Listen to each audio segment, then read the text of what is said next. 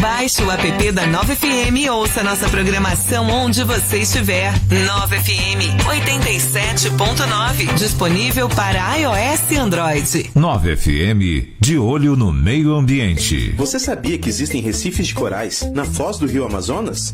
Não? Fica tranquilo, pouca gente sabe.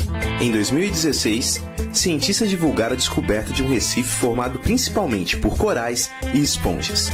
A raridade está onde o rio Amazonas encontra o Oceano Atlântico.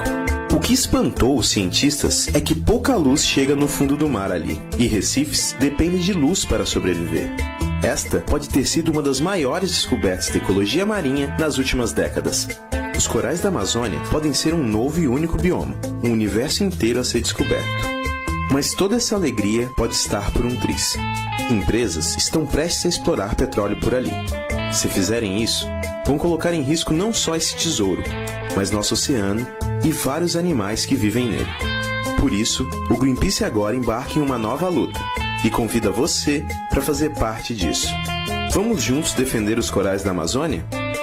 Acesse defendaoscorais.org. Em defesa dos corais da Amazônia, 9FM 87.9. Olá pessoal, aqui é o pastor Nilton Lobato e eu estou aqui para te convidar para o Culto da Vitória, que acontece toda quinta-feira às 20 horas na Igreja Batista Peniel, Avenida Martins Fontes, 781, atrás da Fábrica de Vidro. Você é o nosso convidado especial. Te aguardo. Esta é a ZYU 752 9FM 87.9 ou pela internet 9fmsv.com.br. 9FM 87.9.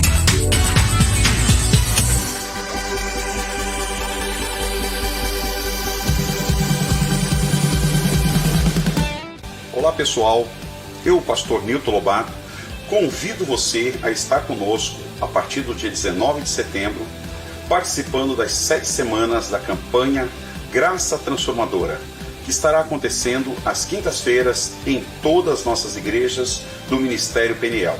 Maiores informações em nosso site, igrejapeniel.com.br. Nunca ouvi, nunca verá um Deus tão bom como o Senhor. Nova FM, a rádio que você adora.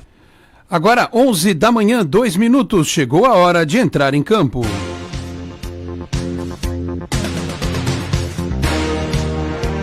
Confirmando 11 da manhã, 2 minutos, um grande abraço a você que nos acompanha no ar, mais uma edição do Esporte em Destaque nesta segunda-feira, dia 16...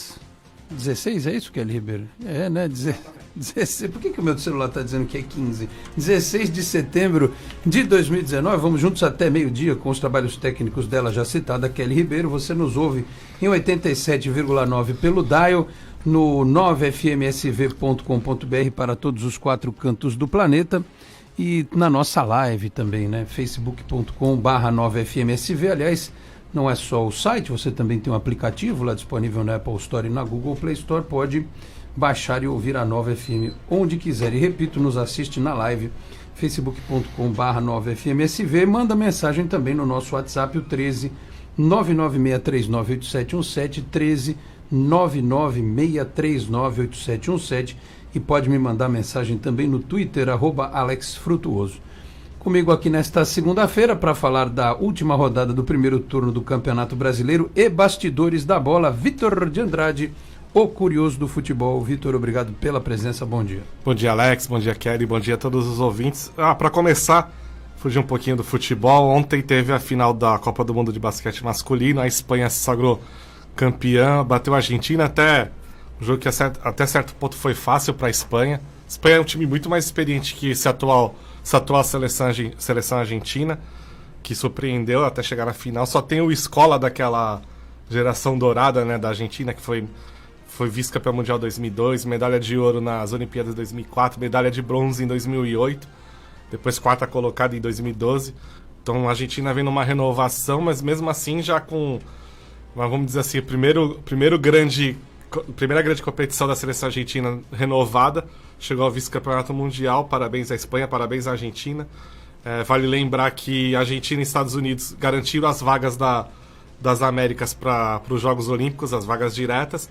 e o Brasil vai ter que disputar um pré-olímpico mundial para ver se consegue ir à Olimpíada do próximo ano em Tóquio. Muito bem.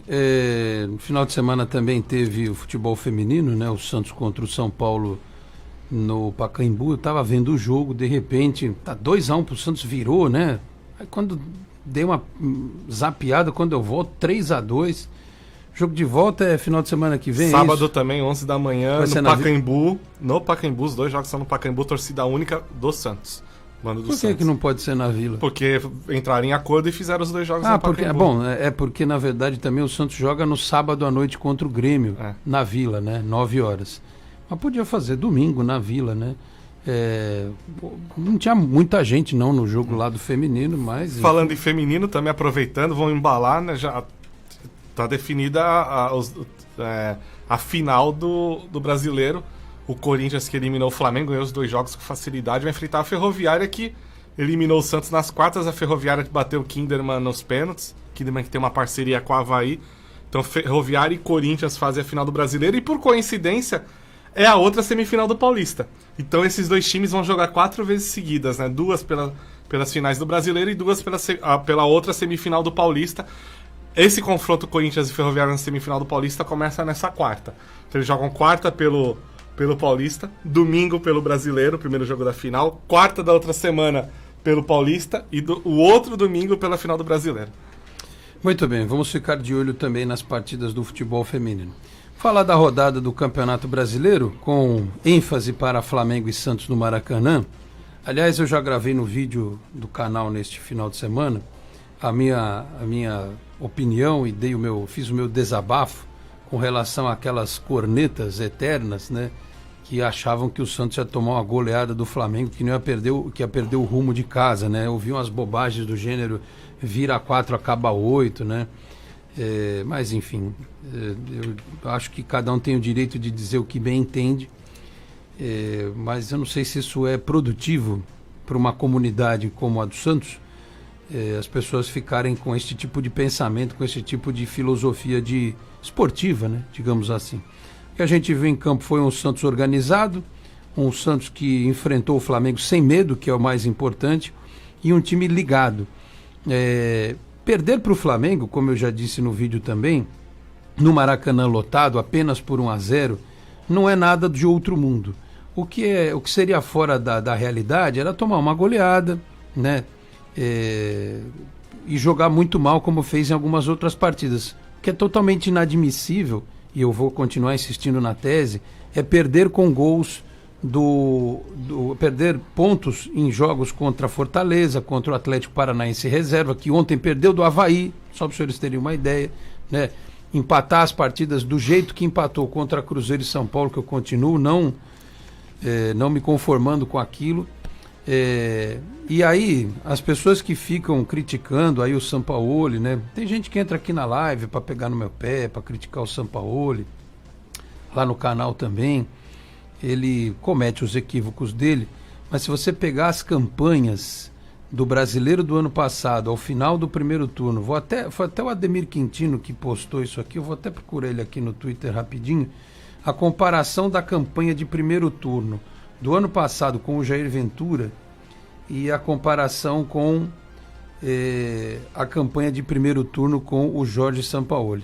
Se eu acho aqui que o Ademir posta bastante coisa, eu sei que eu vi ele colocando essa comparação, mas enfim, a gente sabe que a desse ano foi muito melhor, né? Eu achando aqui, eu trago essa informação para todos, mas de qualquer forma, se eu não achar, é fácil descobrir.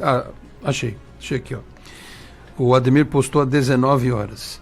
Santos no primeiro turno em 2018, 13ª posição com 21 pontos. 5 vitórias, 6 empates, 8 derrotas, 21 gols pró, 23 gols contra, ou seja, saldo negativo. O ataque tinha Rodrigo, Gabriel e Bruno Henrique. Este ano encerrou o primeiro turno com 37 pontos, em terceiro lugar, 11 vitórias, 4 empates, 4 derrotas, 30 gols pró, 19 contra, com a ofensiva de Marinho, Sacha e Soteldo. Outra diferença é Jair Ventura e Jorge Sampaoli. Então, assim, o problema é que nós criamos uma expectativa quando o Santos chegou à liderança. Mas se você parar para analisar a melhora do time em relação ao ano passado, mesmo com as questões do goleiro, né, que muita gente não concorda com o Everson, com a questão dos 3 zagueiros, com os laterais que às vezes viram meias e por aí vai, não tem termo de comparação. E o pior, Vitor, é que eu vejo gente que defendeu, por exemplo, Mano Menezes no Santos, que defendeu Abel Braga, né? E ontem eu vi um depoimento do Paulo Calçade na ESPN Brasil, muito interessante, e que vai muito ao encontro do que eu penso a respeito do futebol brasileiro.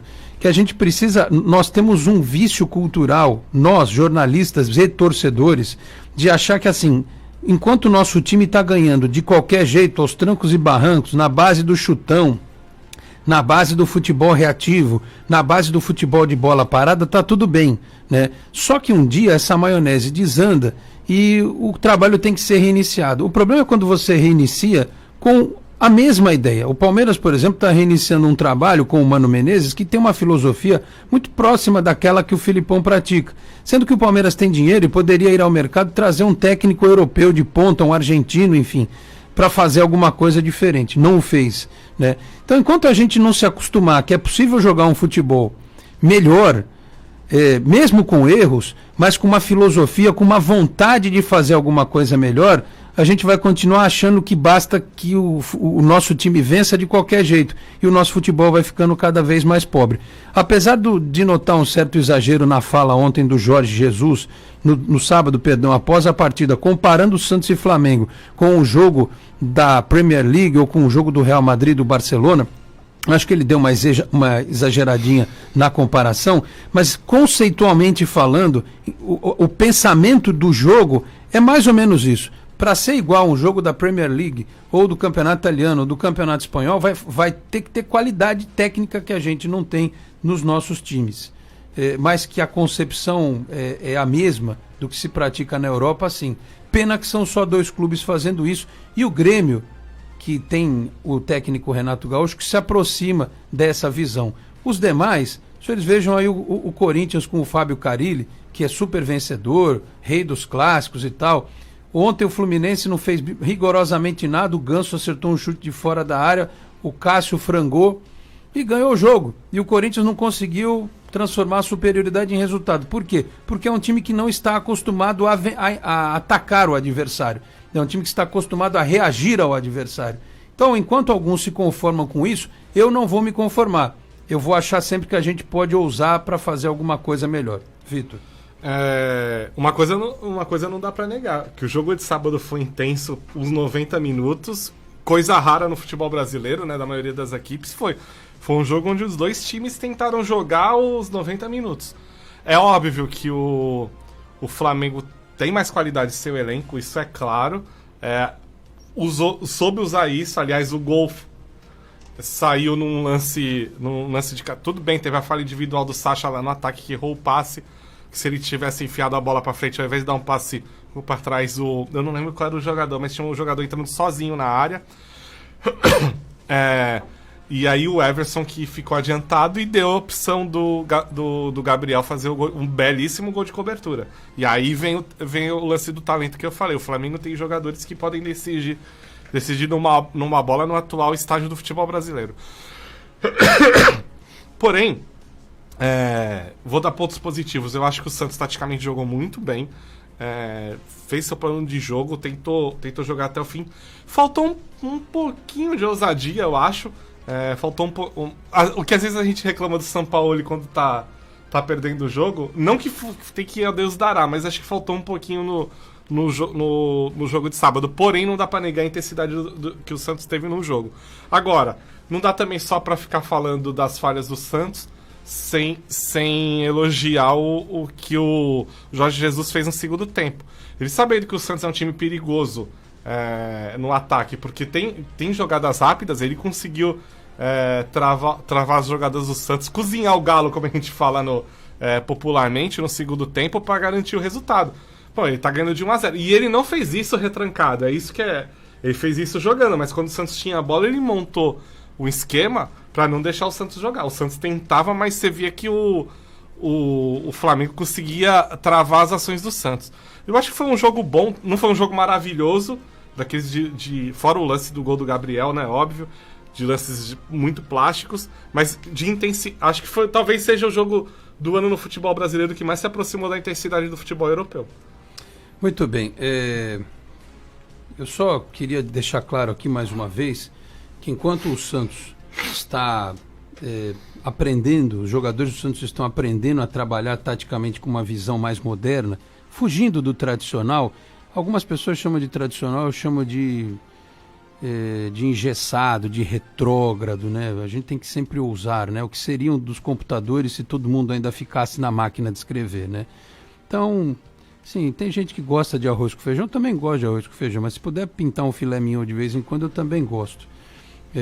Então, enquanto o Santos está aprendendo, né? Os jogadores do Santos estão aprendendo essa filosofia. No caso do Flamengo é mais fácil porque a qualidade técnica faz a diferença. Foi o que aconteceu no sábado. A qualidade do Gabriel de observar o Everson adiantado fez a diferença. Hoje, as campanhas de Santos e Flamengo não são rigorosamente iguais ou muito próximas, porque o Flamengo tem muito mais qualidade técnica que o Santos, joga num 4-2-3-1 variando, com o Gabriel às vezes de centroavante, às vezes o Bruno Henrique, com o Everton Ribeiro pela direita, ou o Bruno Henrique pela esquerda e o Arrascaeta pelo meio, joga com um segundo volante que era um meia, que é o Gerson, né? O Flamengo, ele digamos assim, um misto, né?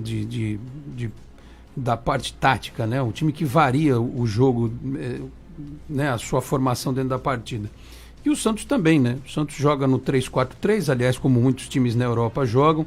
O São Paulo fez uma coisa que todo mundo queria, que era tirar o Felipe Aguilar, que estava mal, e o Luan Pérez estreou muito bem, quase que como um lateral esquerdo no início da partida, e o Jorge mais solto, né? Eu acho que talvez tenha ficado claro que é melhor o Jorge de lateral mesmo do que solto, né, Vitor? E com a linha de 3 no ataque, ou seja, um equilíbrio tático que existe aí, que muitos times na Europa praticam também. Mas a gente só precisa reforçar a tese de que é preciso repetir, né? Para você chegar nessa condição de perfeição, é preciso repetição, né? Não adianta. Ou então é o que eu sempre digo, a gente encerra com essa filosofia mais moderna e aí a gente volta para aquilo de sempre, né? E o torcedor que gostar de chutão, bola para a área e tal, e bola parada, essa coisa feia, sem graça, e aí a gente vai pegar lá o Mundial de Clubes, por exemplo, e toma paulada lá dos times europeus. Não vê nem a cor da bola. Não vê nem a cor da bola. Tem gente que pode achar que isso é legal, eu não gosto. O São Paulo cometeu um errozinho, mas o jogo já estava 1-0 e depois não teve tantas consequências na substituição do Luan Pérez, porque naquele momento tanto o Gustavo Henrique como o Lucas Veríssimo estavam com cartões amarelos e o Luan Pérez não.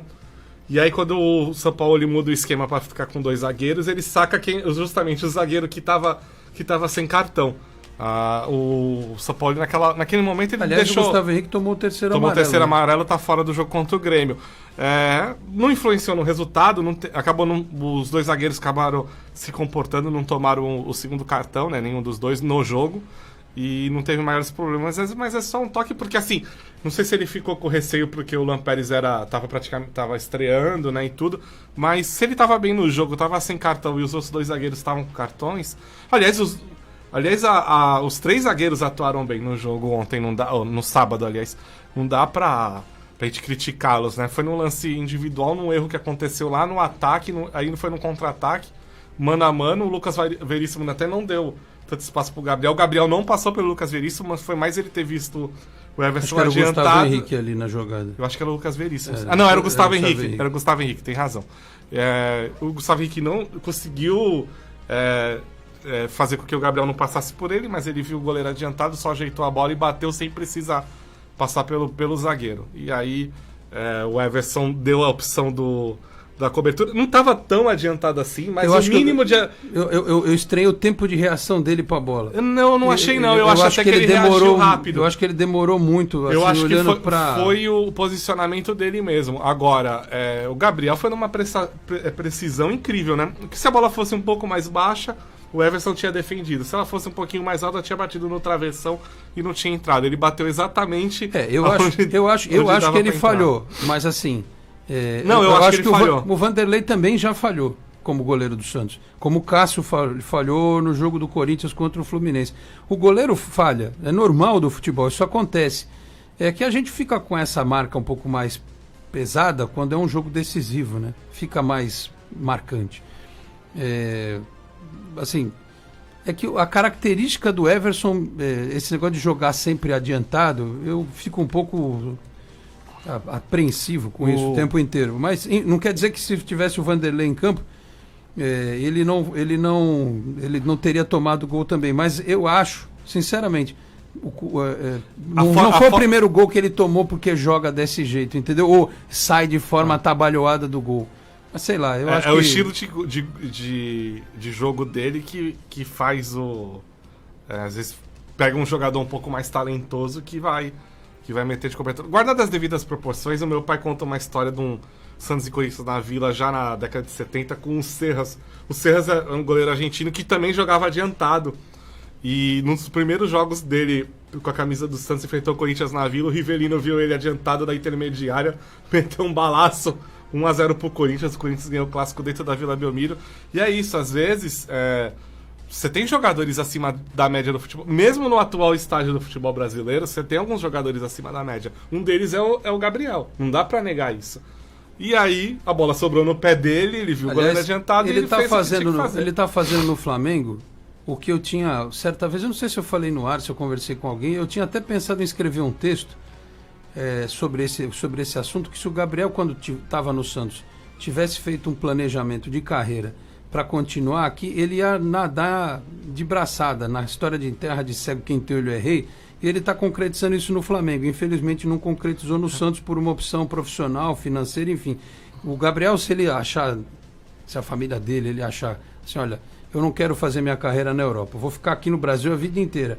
Ele vai terminar a carreira com 600, 700 gols marcados. Quantos anos ele tem? 20 e... Deve ter 24. 23, 24? 24. Não chega a 25. E se ele fizer uma média aí de... Quantos gols ele já tem na temporada? Uns 40, né? Quase isso. Se ele fizer uma média de 50 gols por temporada, ele já não sei quantos ele tem, mas... Só de cabeça, ele foi artilheiro do Brasileiro do ano passado, da Copa do Brasil do ano passado, tudo bem que empatado com outros atletas. Esse ano lidera a tabela de artilharia do Campeonato Brasileiro. E assim, ele tá vindo numa crescente, né? Ele começou mal no Santos, né? Quando voltou ano passado. Ele foi crescendo e aí ele termina como artilheiro do Brasileirão, termina muito bem e não continuou nesse ritmo de crescimento no Flamengo. Aliás, a torcida do Flamengo cobrou o Tite, né? Tava no jogo, cobrou a convocação dele. Assim, a gente sabe que o nível dos atletas e de quem joga, o nível de jogo na Europa é mais alto, é mais forte e tudo, mas pela bola que ele tá jogando hoje, se o Bruno Henrique foi convocado, ele também merecia uma chance.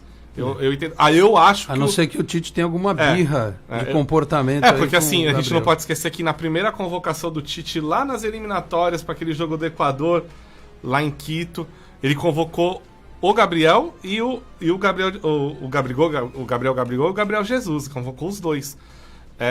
E quando era o Dunga o treinador, o Gabriel estava na frente nessa corrida. Teve a Olimpíada, né, onde os dois foram titulares, e na primeira convocação do Tite ele leva os dois, e o Gabriel Jesus ganha a posição de titular nos treinos, e a estreia fazendo 2 gols, né, foi o grande nome daquele jogo, e nisso o Gabriel perdeu espaço, até porque foi no momento que ele foi para a Europa e na Inter ele não jogou. Enquanto isso, o Gabriel Jesus, quando foi para o Manchester City, ele começou jogando, apesar de não estar em alta hoje. Então tem tudo isso, tem que levar em consideração, pesar e ver. Mas que ele, pelo que ele está jogando, ele está merecendo ao menos uma chance, isso não se tem dúvidas.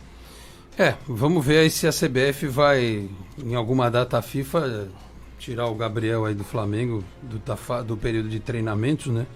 Para jogar pela seleção. Deixa eu começar a registrar aqui algumas participações. Eu acabei de abrir aqui a nossa live e também o nosso Twitter. O Luiz Eduardo Cacheta, bom dia, Dom Alex, Vitor e Comunidade Santista. Falta algo a mais nesse time do Santos. Falta o Nego Rob. Ele seria o cara para usar a faixa com o Z e liderar o time. Falam do Sacha e do Everson, mas para mim o pior foi o Jorge. Não fez nenhum toco e me voe com o Soteldo. O Jorge foi mal mesmo, né? Mas é que os dois, tanto o Sacha quanto o Everson, ficaram marcados aí pelo lance do gol, né? A gente não tá falando que eles foram mal no jogo, mas o gol saiu por falha dos dois. Não tem, outros jogadores também não renderam, né? Então, não tem como... O Marinho não rendeu, o Sanches não rendeu, enfim. Mas não tem como esconder isso, né? O Fábio Ferreira manda bom dia também, disse aqui, o Santos deve fazer uma campanha regular nesse segundo turno, não deixando o Palmeiras e Flamengo se distanciar. E dar um gás total nas últimas 7 partidas, pois os jogos principais serão em casa, nada está perdido. E contra o Palmeiras vai ser logo no primeiro terço do segundo turno, né, na Vila, espero. Apesar de muitos dizerem, tá vendo, a Vila não ganha jogo, não sei o quê. Bom, vamos aguardar. E com o Flamengo é justamente a última rodada. Se o Santos chegar vivo valendo o título na última rodada, né? Apesar de que eu já li as manchetes aqui, o Flamengo já sabe quem será seu adversário no Mundial de Clubes. Aí lá bem pequenininho, se ganhar a Libertadores, né? Vai pegar o time da África, o da Ásia, sei lá, por aí vai. O Cleiton Silvestre. Essa posição de homem traído da torcida do Santos em relação ao Gabriel é nojenta. Temos que ignorá-lo por completo. Nosso ídolo é Pelé. Zito, Clodoaldo, Giovanni, Robinho, etc. Esse aí que joga no Clube Carioca, não. Tem muita gente aí que chora as pitangas da ida do Gabriel ou da postura dele, né? O Efigênio Filho, bom dia, Lorde. Quando um jogador erra passe devido a forte marcação, a gente entende. Mas esse erro bobo definiu o resultado da partida. Ele me mandou a foto aqui do Sacha, na hora que ele dá o passe para trás, e eu até vi essa foto por um outro ângulo que ela está mais ampliada, em que ele tinha... lá, acho que é o Soteldo lá na esquerda, ele podia virar e abrir para quem estava passando na direita, enfim. Então, tinha um jogador passando por trás do jogador do Flamengo que faz o corte, e o jogador tava infiltrando e ia sair sozinho na área. E em vez de ele dar o passe para frente, ele dá para trás. Aí facilitou o corte do adversário. Mas assim, é de jogo. Fazer o quê? O Sacha está sendo um dos melhores jogadores do Santos, né? Aconteceu um erro na frente, aí depois aconteceu outro atrás em seguida, saiu o gol. É de jogo também. O Vandemâncio Souza, bom dia, Alex. Eu gosto muito desse jogador, Luan Pérez. Entrou numa fogueira, mas foi bem. Um abraço. Ele estava já um tempo sem jogar, né? Mas pelo que a gente apura e ouve dos colegas que estão no dia a dia no CT, nos treinamentos ele estava muito bem. E inclusive fazendo essa função de zagueiro pela esquerda, porque é canhoto. Então acho que pode ser útil. Vamos ver agora para a partida contra o Grêmio, sem o Gustavo Henrique, se, por exemplo, vai voltar o Aguilar, se ele vai manter os 3 zagueiros, né? Se o Luan Pérez pode jogar ao lado do Lucas Veríssimo. Vamos ver o que pode acontecer. O Efigênio Filho mandou um vídeo aqui, do Rodolfo Rodrigues tomando um gol por cobertura. Vamos dar mérito ao Gabriel. O grande Rodolfo Rodrigues já tomou gol por cobertura também. Efigênio, todos os grandes goleiros tomaram gol por cobertura, né? Só que hoje, por exemplo, eu imagino se o Rodolfo Rodrigues, com os treinamentos que existem hoje de reflexo e tal, ele seria um goleiro monstruoso, mais do que era, né? É o que eu sempre digo, as pessoas falam assim, fulano de tal daquele tempo não jogaria hoje. Jogaria, bem treinado, bem assistido, com toda a tecnologia que tem à disposição. O Rodolfo Rodrigues pode ter tomado esse Palmeiras 3, Santos 2 do Brasileiro de 84 que você me mandou, mas duvido que ele tomasse com os treinamentos que existem hoje. Duvido que o Rodolfo Rodrigues tomasse. Mas enfim, repito, o goleiro falha, acontece, né? Mas é que a gente está se atendo aí ao jogo, né? O jogo decisivo que foi neste sábado. 11h28, dá tempo de ler alguma coisa aqui da live do Facebook também para o intervalo. Aliás, já vamos começar a pensar no segundo turno, né? Vamos começar a falar do que esperar do Santos, até porque depois do jogo contra o Grêmio, já vai começar a ter jogo de quarta, né, Vitor? Santos e Fluminense deve ser no Maracanã, já é na quinta da outra semana, aí depois tem o CSA aqui, né? O Silas Andrade está na live, o Daniel Venâncio. Aliás, o Daniel me mandou uma mensagem no Twitter que eu não consigo abrir, não sei por que cargas d'água. O Ted Sartori, na audiência, amigos, obrigado, viu, Ted? O Silas Andrade, bom dia, bom programa a todos aí. Obrigado, Silas. O Alcino Melo está com a gente também. Bom dia, Vitão, briosa sempre. Opa, um abraço pro Alcino. Vamos ver como... Aliás, aproveitando rapidinho, começa os burburinhos da eleição em novembro na Portuguesa. Aliás, o Helder confirmou que semana passada que está assumindo o Sub-20, né? Vai ter um Sub-20 novo, ele está assumindo. Legal, para a Portuguesa precisa do Sub-20, até pelo regulamento de de inscrições do Campeonato Paulista, das três principais divisões, é importante ter o Sub-20, porque você pode subir um jogador do Sub-20 e ele não precisa entrar na lista de inscritos, entendeu? Então é muito importante ter o Sub-20, porque você, por exemplo, tem uma lista de 26 inscritos e os jogadores que vêm da base não entram nessa lista de 26. Você pode utilizar a parte, entendeu? Então é importante ter. E sobre a política, quantos candidatos? Então, por enquanto, vai ter um candidato da situação que não se sabe ainda se é o Emerson. O Emerson não confirmou se é candidato. Algumas pessoas garantem que ele vem, outras dizem que talvez ele não venha. Então aí fica esse impasse. E a outra conversa é que o Lupércio Conde seria o candidato de oposição, o antecessor do Emerson. Então provavelmente terão 2 chapas na eleição da Portuguesa Santista em novembro.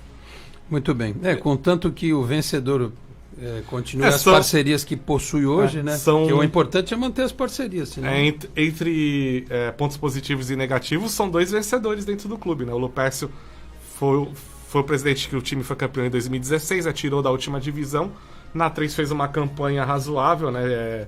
Ficou entre os 8 em 2017. Aí o Emerson assume de 2018, consegue o acesso no primeiro ano, né? Vice-campeão da Série A3. E esse ano a campanha foi muito boa. Na Série A2 foi a segunda colocada na primeira fase, mas que no mata-mata deu azar no primeiro jogo contra a Inter lá em Limeira, perdeu de 2-0 e complicou toda a situação. Mas assim, não dá para negar que são dois presidentes que passaram, que tiveram campanhas vitoriosas dentro do futebol. Agora vai dos sócios decidirem lá em novembro quem é que fica, se caso o Emerson for candidato mesmo. Muito bem, antes do break, registrar aqui o Ted Sartori, nosso companheiro. Aproveito para falar sobre o jogo do Santos. No primeiro tempo, os times foram muito iguais. O que tirou essa igualdade foi o golaço do Gabriel. Mas no segundo tempo só deu o Flamengo. O Santos não conseguia atacar no primeiro tempo e no segundo menos ainda. Louve-se também a marcação excelente do Flamengo em um pique que sinceramente pensei que não fossem suportar. Mas o Flamengo tem um nível físico fantástico. E ele completa aqui também dizendo o seguinte: muito legal essa comparação do Ademir. Tinha lido mesmo a respeito das campanhas aí do ano passado e deste ano. Anderson Firmino está com a gente. Também tem mais mensagens aqui na live. Na sequência, vou ler todas elas depois do nosso break. 11h32, o Esporte em Destaque volta em 2 minutos. Até já. Nova FM 87.9. Ouça Nova FM em todos os lugares. Acesse novafmsv.com.br. Nova FM 87.9. Você está ouvindo a Nova FM. Apoio. A Endocentro Santos está há mais de 2 décadas cuidando da saúde da população da Baixada Santista, com diagnósticos precisos, equipamentos modernos e atendimento humanizado. A clínica oferece serviços de endoscopia, colonoscopia, laringoscopia, balão gástrico, medicina preventiva, consultas psicológicas, pré-anestésicas e muito mais. Oferecemos também um exclusivo Day Clinic durante o preparo de seu exame, com cardápio e cuidados especiais. Agende já seu exame ou consulta pelos telefones 13 3235 1819, 3235 1796 ou pelo WhatsApp 13 99744 1819. Endocentro Santos, inovando sempre no cuidado com a sua saúde. Responsável técnico Dr. Nelson Marfil.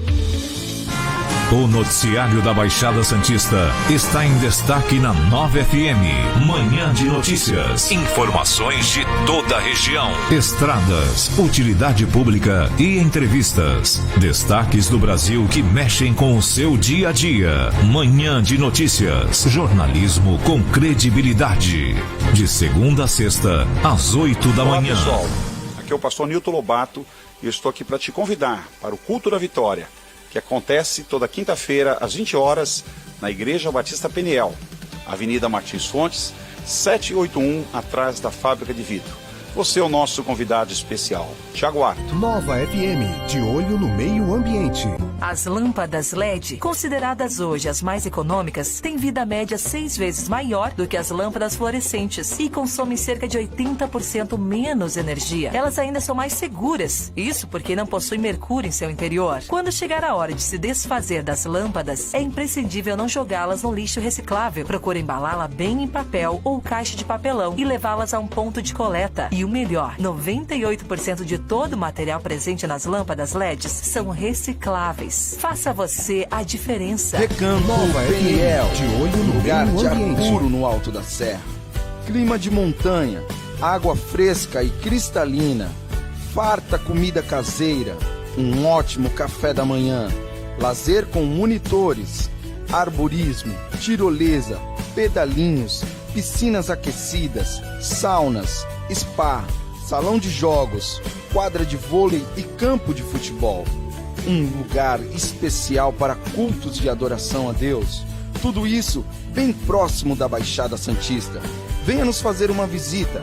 Preços especiais para as igrejas. Ligue agora no 13 3469 8063 ou 13 3469 1129 e faça sua reserva.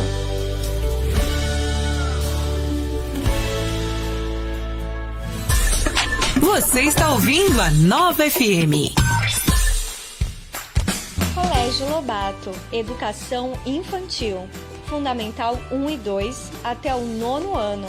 Colégio de Princípios Cristãos. O Colégio Lobato tem como disciplinas diferenciadas: inglês, informática, iniciação musical e aulas de princípios cristãos, aulas extras de natação e futsal, salas climatizadas, 700 metros de aproveitamento para seu filho.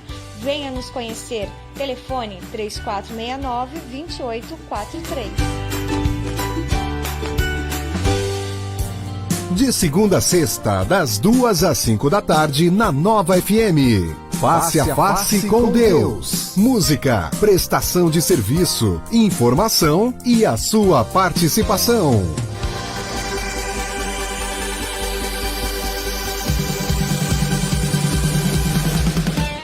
Olá pessoal, eu, pastor Nilton Lobato, convido você a estar conosco a partir do dia 19 de setembro, participando das 7 semanas da campanha Graça Transformadora, que estará acontecendo às quintas-feiras em todas as nossas igrejas do Ministério Peniel. Maiores informações em nosso site igrejapeniel.com.br. Nunca ouvi, nunca verá um Deus tão bom como o Senhor. Nova FM, a rádio que você adora. 11h37 de volta com o Esporte em Destaque desta segunda-feira. No começo do programa eu falei do dia do mês, né? Quer dizer, agora atualizou aqui, eu apertei aquele botãozinho que atualiza, tá dizendo, aliás, não devia, né, dona operadora, vai acontecer essas coisas, mas acontece. Ó, o Felipe Castro dos Santos diz aqui: Jorge Jesus não inventa, faz o simples, um 4-4-2 tradicional e ganha. O Carille, que é mais novo que o Sampaoli, tem quase o número de títulos de Sampaoli. O que é melhor, ser campeão ou jogar bonito? Eu acho que se o São Paulo tivesse dirigido algum time jogando o Campeonato Paulista, o Campeonato Brasileiro desde 2012, 2013, certamente ele já teria conquistado outros títulos.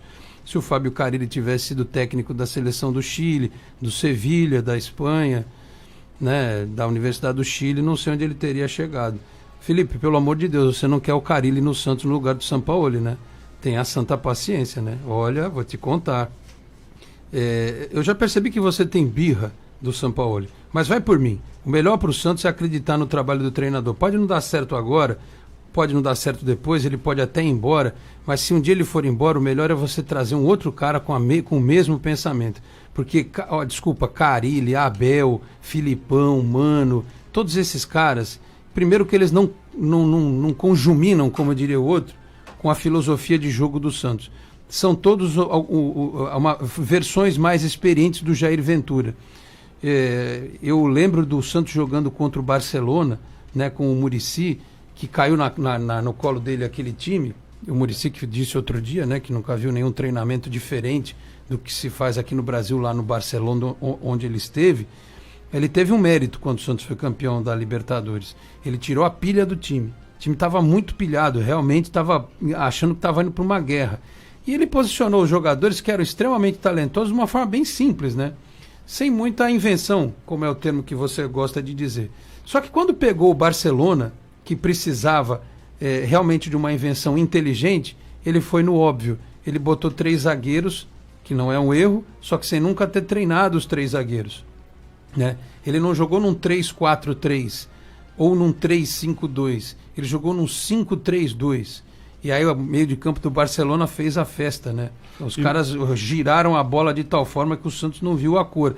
Então, assim, tem momento que você precisa simplificar, concordo com você, mas tem hora que você precisa pensar além da caixinha, ser um pouco menos do que o óbvio, né? Ser um pouco ousado. E assim, se você acha bonito ver o Santos jogando um futebol tenebroso, aliás, eu vejo o Palmeiras, por exemplo, me dá dó.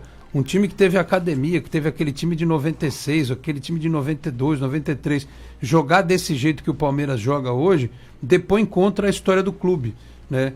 Eu vou continuar pensando diferente de você, viu, Felipe? Eu acho que vale arriscar alguma coisa diferente, porque o Santos sempre foi um time que jogou um futebol ofensivo, bonito e foi campeão. O Santos jogava bonito e foi campeão em 2010, jogava bonito e foi campeão em 2002, né? Jogou feio e foi campeão em 2006 também, né? Mas enfim, o fato de jogar bonito ou feio não quer dizer que o time vai ser campeão. Tem um monte de time que joga feio aí pra caramba e não ganha nada. Enfim. Só um toque do Muricy, é bom deixar bem claro que quando ele começou a perder as peças, perdeu o Danilo, perdeu o Ganso, ele não conseguiu, mesmo com o Neymar ainda no time, ele não conseguiu remontar a equipe. E olha que naquela época a diretoria do Santos contratava bastante gente, hein? Contratava muito jogador. Eu lembro que vinham jogadores ainda que estavam bem no mercado, tipo Allan Kardec, o Ibson, o Henrique voltou pro Cruzeiro, né? Alguns jogadores assim que eram bem disputados no mercado. Por exemplo, vamos fazer uma comparação. O Cuca ontem, deixa eu até ver, qual foi o time do São Paulo que jogou ontem? Ficha, São Paulo versus CSA. Vou pegar aqui. A gente vai falar de um treinador que passou ano passado no Santos e não fez um mau trabalho, né? Deu uma melhorada no time que tava brigando lá embaixo, brigando para não cair, pelo menos deu uma subida de patamar. O Cuca, o ano passado, fez um trabalho super interessante no Santos, de recuperação da equipe quando estava correndo o risco de cair. Só que assim, como foi dito aqui, até na comparação aí com o que o Ademir Quintino fez, veja o ataque que o Cuca tinha em mãos no ano passado. O ataque do Flamengo praticamente é mais o Rodrigo. E mais o Rodrigo que ficou no banco do Real Madrid esse final de semana. E veja o ataque que o São Paulo tem em mãos, né? Se você tem um time que tem uma qualidade extrema na frente, e essa qualidade, por exemplo, te permite jogar em cima do adversário o tempo todo, você percebe, né, de que forma você pode até ser mais justo em relação a dizer, olha, o treinador é bom, é ruim, enfim. Pegue o time do São Paulo, que teve em campo, que tinha Pato. Se o Santos tivesse o Pato e o Daniel Alves, apesar do Daniel Alves só falar bobagem, aliás, no Brasil hoje em dia, né, é uma grandeza. Jogador de futebol que, inclusive, diz assim, os jornalistas não entendem de futebol, não podem falar de futebol, porque nunca jogaram, ou então estão trabalhando contra o desenvolvimento. Pô, os caras empatam em casa com um time que fez 8 gols na competição. Thiago Volpe, Daniel Alves foi de lateral direito, Bruno Alves, Arboleda, Reinaldo, Tietê, depois Lisieiro, Igor Gomes, Lisieiro, depois Igor Gomes, Hernanes, Antony, Toró, Pablo, Everton e Alexandre Pato. Esse Everton era aquele que era do Flamengo. Então você tem Everton, Pato, Toró, Pablo, Hernanes, Tietê, Daniel Alves. Esses caras aqui todos jogavam no Santos. Hoje, do São Paulo, tranquilamente. Aí eu te pergunto, o Cuca é esse técnico aí que vocês gostam. Que escalação que ele botou aqui no São Paulo? 4-4-2. Onde é que o São Paulo está na tabela de classificação do campeonato, meus caros? Qual foi o rendimento nas últimas partidas do São Paulo no Campeonato Brasileiro? Ganhou do Santos? Ganhou do Santos. Só que daquele jeito, com todo mundo trupicando, né? O Aguilar falhando e coisa e tal. Então, assim, eu já falei isso. Jogar no 4-4-2 ou no 4-3-3, isso não adianta nada. Isso não faz a menor diferença. Às vezes você joga no 3-4-3, no 3-5-2, você ganha, vai pra cima. Enfim, é só comparar aí com o que acontece nos outros times. Mas é o que eu digo.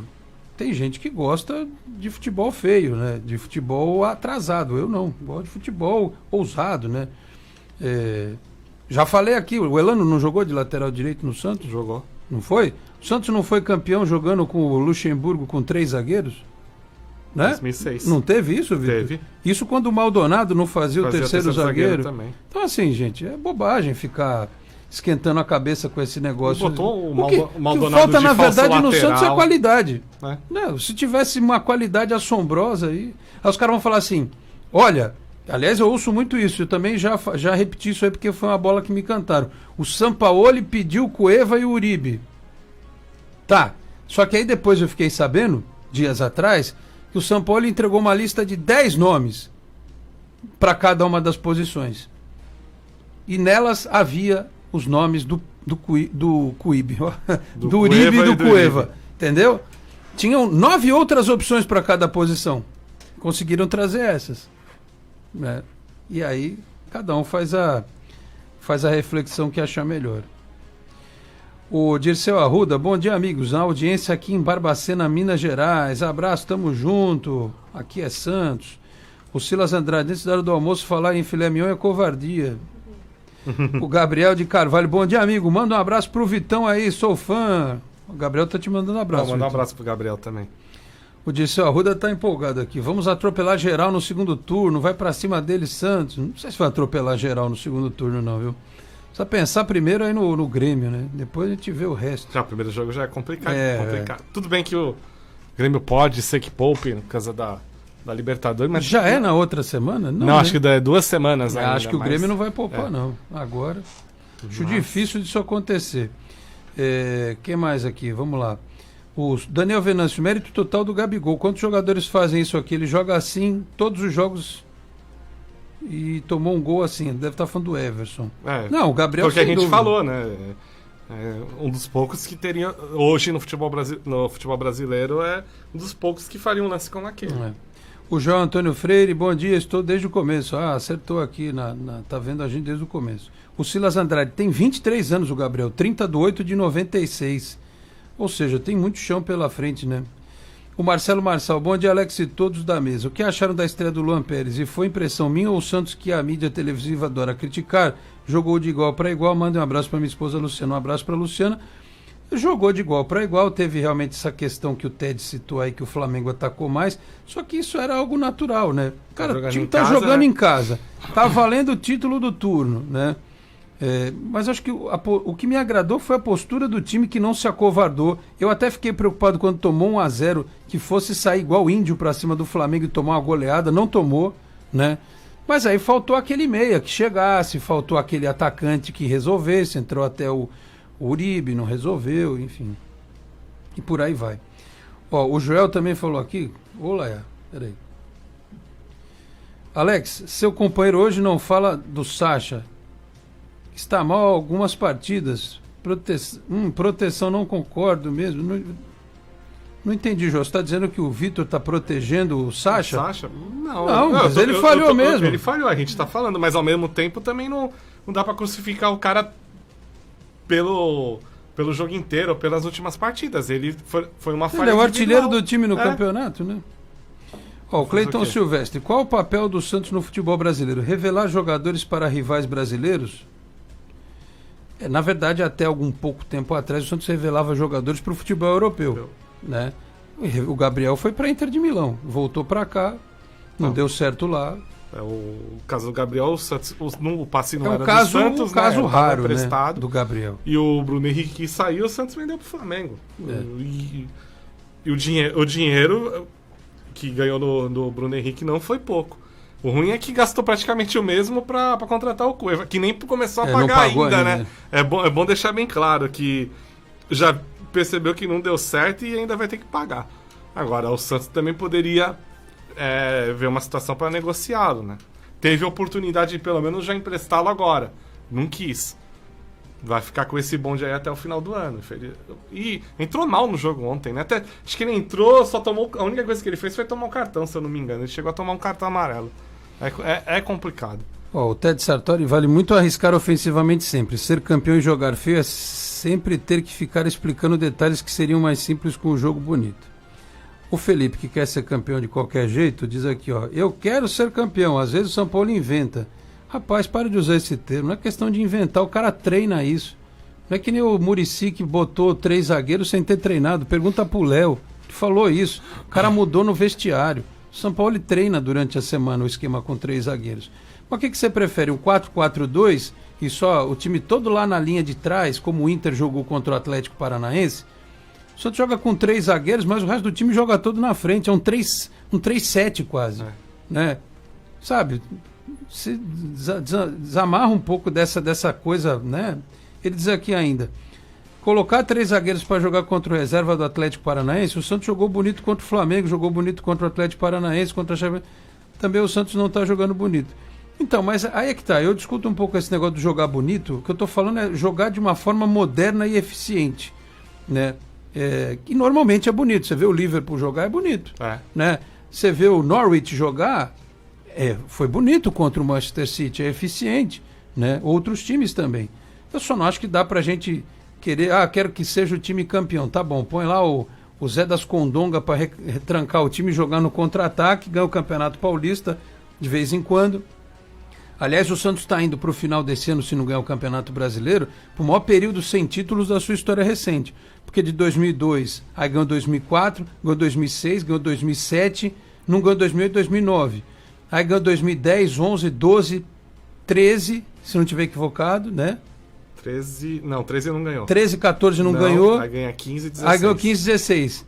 Então tinha ficado períodos de 2 anos. Agora vai ficar 17, 18 e 19 sem ganhar. Primeira vez que o Santos vai ficar 3 temporadas desde 2002 sem ganhar um campeonato. Se não ganhar o Campeonato Brasileiro. Isso é que é preocupante. Sabe por quê? Porque nesse meio tempo todo, o Santos ganhou a Copa do Brasil de 2010, a Libertadores de 2011, a Recopa de 2012... E nós estamos indo para 7 anos em que o Santos ganhou o Campeonato Paulista só depois. Se o torcedor acha legal ganhar o Campeonato Brasileiro a última vez em 2004, a Copa do Brasil a única vez em 2010, a Libertadores em 2011 e ficar ganhando o Campeonato Paulista com um time reativo, beleza. Para tirar uma ondinha do coleguinha no outro dia, tirar uma ondinha no Facebook, botar o cavalinho do Fantástico, segue o líder, não sei o quê, beleza. Se você pensa num projeto para que o Santos possa ganhar de novo títulos mais potentes, Brasileiro, Copa do Brasil, Libertadores, achar que jogar a vida inteira no 4-4-2 sem criar nada novo, que eu não chamo de inventar, chamo de criar algo novo, beleza, cada um tem o direito de achar o que bem entende, é o que eu sempre falo. Eu prefiro ver o Santos sendo ousado do que jogar nessa mesmice pobre o tempo todo. O Ted Sartori, a propósito do título de 2006, valeu mesmo para livrar o Santos do jejum de paulistas, pois o futebol era horroroso. Acompanhei vários jogos cobrindo por a tribuna, era triste.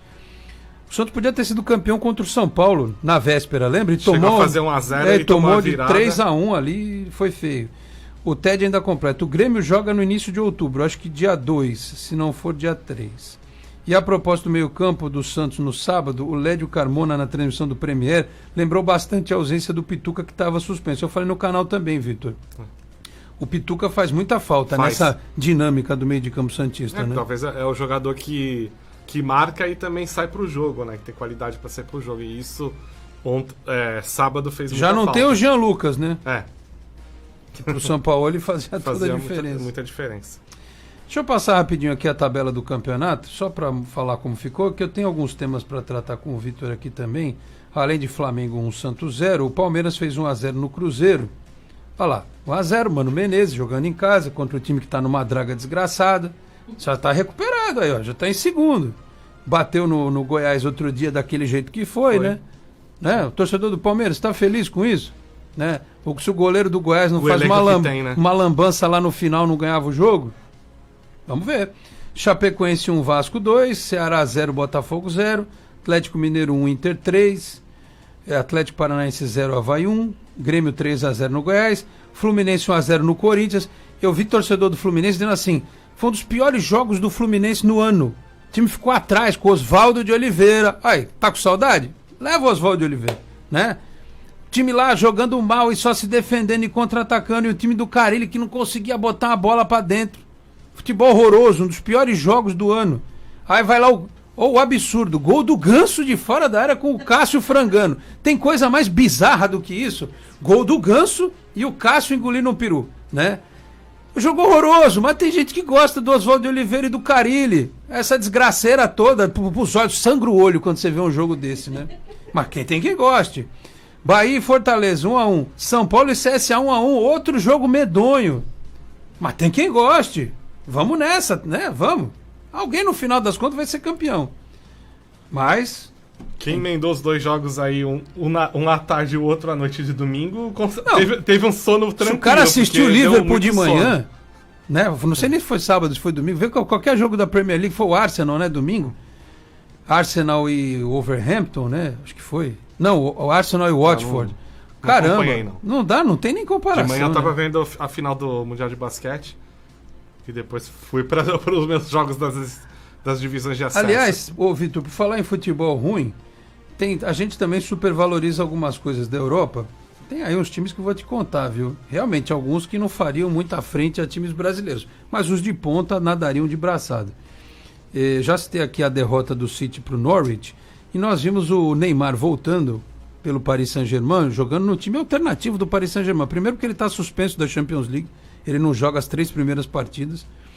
E jogou um time alternativo mesmo, porque se eu não estiver equivocado é amanhã contra o Real Madrid. Até vou dar uma fuçada aqui na nossa super tabela para descobrir se é esse jogo mesmo.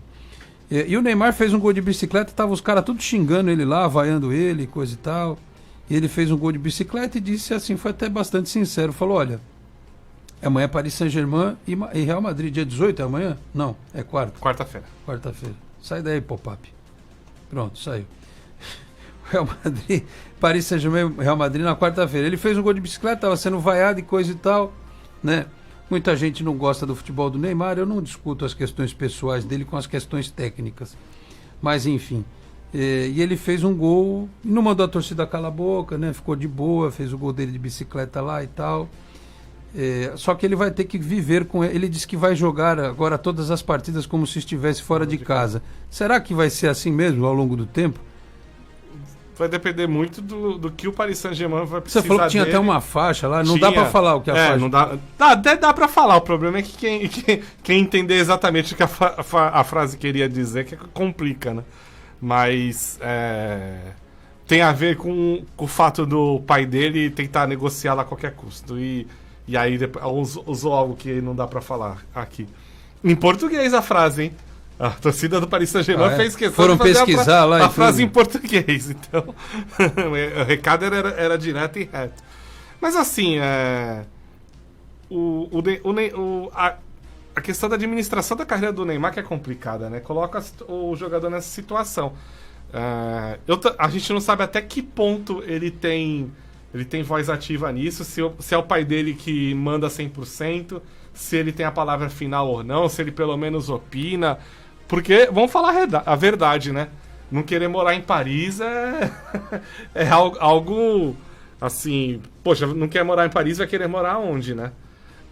Ao mesmo tempo, tem salário alto, mas assim, todo mundo fala... Se é questão esportiva, todo mundo falou que quando ele foi pro Paris Saint-Germain que ele tava descendo um degrauzinho, né? Que... Você vê, o Barcelona está começando a temporada com o Messi aí machucado, né? Ele poderia, se tivesse... E daqui a pouco o Messi vai começar, né? Diminuir também o ritmo da carreira. O ano que o Barcelona ganhou a última Champions League, a gente não pode esquecer que teve um período naquela temporada que o Messi estava afastado por contusão e o Neymar assumiu o protagonismo da equipe e foi o protagonista durante muito tempo, até a volta do Messi. E ele correspondeu. Tanto que ele foi artilheiro do Barcelona na Champions, fez gol na final. Então, foi decisivo naquele jogo com o Paris Saint-Germain mesmo. Né? Então, assim, todo mundo foi claro. Esportivamente, ele está dando um passo atrás. O campeonato francês é muito mais fraco que o espanhol. Tudo bem que se ele levasse o Paris Saint-Germain ao título da Champions, isso ia colocar ele num outro patamar, mas não foi o que aconteceu, pelo contrário. Aliás, nos momentos mais decisivos do Paris Saint-Germain na competição continental, ele não estava em campo por questão de contusão, né, nos 2 anos. Então, assim, além de tudo, ainda teve a questão física, né, que ele teve lesão no final da temporada, em 2 temporadas seguidas. É complicado. Agora ele vai ter que conviver com isso. Vai ter a torcida contra, mas vamos ver até... Vai ter um momento que o Paris Saint-Germain vai precisar dele num momento complicado. Se ele corresponder, a torcida também esquece isso tudo. Ele vira o ídolo novamente. Por exemplo, no mata-mata de Champions, a situação tá complicada, ele vai e resolve o jogo e classifica o Paris Saint-Germain. A torcida esquece na hora. Isso é óbvio. Mas, até esse momento... Os caras não vão torcer, não vão gritar gol do próprio time. Né? Então, mas até lá ele vai ter problemas e... Agora, vai da postura dele também, né? Pelo menos ele foi sincero, ele falou, eu queria ir embora, não fui, mas vou ficar aqui, vou cumprir meu contrato. O problema é, como ele fez isso, né, durante a pré-temporada, né? Agora ele tinha que falar mesmo que queria sair, até porque foi muito claro, né? Talvez se ele não forçasse tanta situação, ele talvez até teria saído, ou se não tivesse saído, não teria tanto essa oposição dentro do próprio clube. E outra, assim, a gente não pode negar. Ele tem problemas dentro do próprio elenco, não é só com a torcida. Isso é muito claro. E vai piorar depois dessa pré-temporada. Muito bem. Olha, a gente tem que encerrar o programa. Eu dei uma batida de olho num texto que está no Globoesporte.com, assinado pelo Juliano Costa. Eu vou ler com calma depois, mas estou recebendo notificações bastante alvissareiras a respeito deste texto. Que diz assim, opinião, Sampaoli é apresentado a corneta do Pardal, mas tem casca e pode tirar mais do Santos. Vou ler com atenção e recomendo a todos que leiam também. Na nossa live aqui, só terminando as participações do ouvinte, o João Antônio Freire termina mandando boa tarde, obrigado, viu, João? Bom almoço, hein? O Silas Andrade, aquele contra o Grêmio na semifinal da Copa do Brasil foi um golaço, lembrando do Ganso, dos bons tempos do Ganso, né? O Rincon Francisco, fidelidade na audiência, mesmo aqui do Rio de Janeiro, ouvindo o programa, abraços. O Edson Luiz Antônio, gostei da escalação do Sampaoli. Só o segundo tempo do Santos que de novo não me agradou. Ainda acho que somente o ano que vem este time brigará para ser campeão, desde que o Sampaoli continue ou que venha alguém com a mesma ideia que ele, abaixo ao futebol ruim. Deus me livre gostar somente dos resultados. Um abraço. É isso aí. Se o Sampaoli for embora, o Santos não tem... O Santos criou um patamar que não dá mais para conviver com Abelão, com Oswaldo de Oliveira, com esses treinadores, com todo respeito a eles. O Santos vai ter que buscar alguém do mesmo nível, ou muito próximo disso, com a mesma filosofia de futebol moderno. E para fechar, até que ia dar tempo de falar mais uma meia hora de programa aqui, mas não tenho como. O Diário do Peixe está estampando aqui, ó, Santos está perto de acordo com o novo dono do Pacaembu. O consórcio Patrimônio SP assinou nesta segunda-feira o termo de concessão do estádio pelos próximos 35 anos. De acordo com o blog Olhar Olímpico do portal UOL, o Santos está perto de acertar um acordo com o consórcio para ser o parceiro e a bandeira do estádio. Eu recomendo para as pessoas que prestigiam o trabalho do blog Olhar Olímpico e também da matéria do Diário do Peixe, até no programa de quarta-feira a gente pode falar um pouco mais sobre isso. Eu só espero sinceramente que, se for aquele projeto que eles vão reduzir a capacidade do Pacaembu para 28 mil pessoas, que o Santos de alguma forma consiga convencê-los a mudar. Claro que 28 mil lugares é bacana, é mais do que a Vila apresenta hoje, mas a gente queria tanto um estádio para 40 mil pessoas, né? Ou 35, 37, 38 mil, que é o que o Pacaembu recebe hoje, se reduzir a capacidade do Pacaembu. Mas, enfim, dos males o menor. Mas vamos ver se vai se concretizar mesmo, tá certo?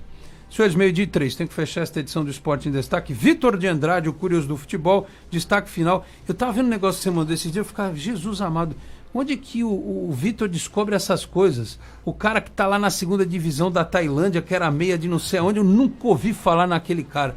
Olha, sua esposa deve ter uma paciência de Jó com o senhor, viu? Porque para descobrir esses negócios, benza a Deus. Não, na verdade, a gente pesquisa, eu acho legal colocar...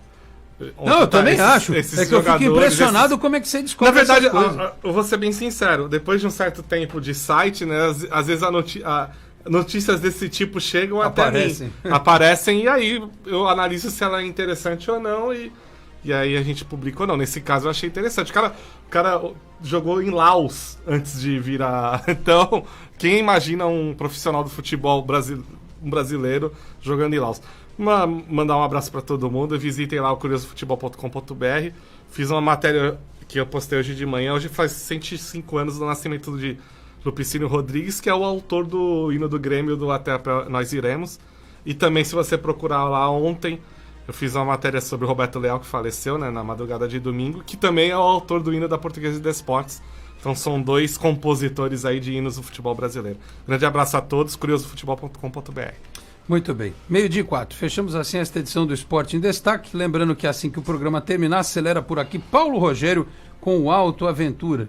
Programação jornalística da Nova FM retorna na manhã desta terça-feira, às 8 da manhã, com a Sheila Almeida e o Manhã de Notícias.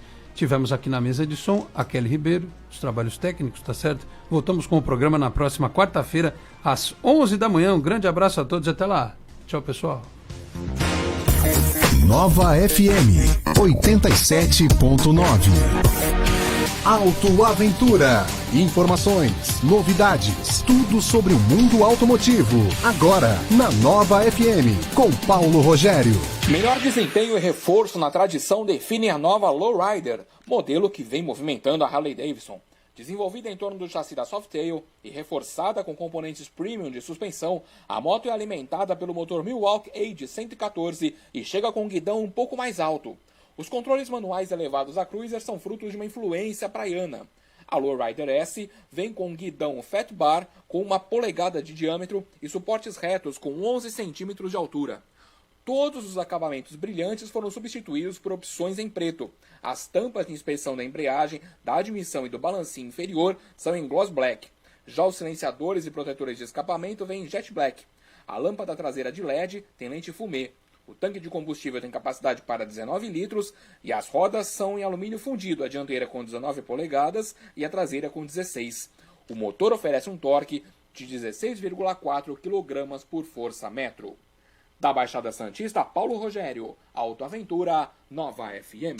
Baixe o app da Nova FM e ouça nossa programação onde você estiver. Nova FM 87.9. Disponível para iOS e Android. A cidade e suas histórias. O mundialmente conhecido arquiteto brasileiro Oscar Niemeyer deixou sua marca em São Vicente. O Memorial dos 500 anos foi construído no topo da Ilha Porchá para marcar o 5º centenário do país. A construção tem linhas arrojadas e a cobertura apresenta uma espécie de bico voltado para a capital, Brasília. O Memorial Niemeyer é aberto permanentemente e permite visão ampla das praias vicentinas e de Santos. Memorial dos 500 anos, um espaço para apreciar e guardar paisagens naturais de São Vicente. A cidade e suas histórias. Nova FM. Apoio. A Endocentro Santos está há mais de 2 décadas cuidando da saúde da população da Baixada Santista, com diagnósticos precisos, equipamentos modernos e atendimento humanizado. A clínica oferece serviços de endoscopia, colonoscopia, laringoscopia, balão gástrico, medicina preventiva, consultas psicológicas, pré-anestésicas e muito mais. Oferecemos também um exclusivo Day Clinic durante o preparo de seu exame, com cardápio e cuidados especiais. Agende já seu exame ou consulta pelos telefones 13 3235 1819, 3235 1796 ou pelo WhatsApp 13 99744 1819. Endocentro Santos, inovando sempre no cuidado com a sua saúde. Responsável técnico, Dr.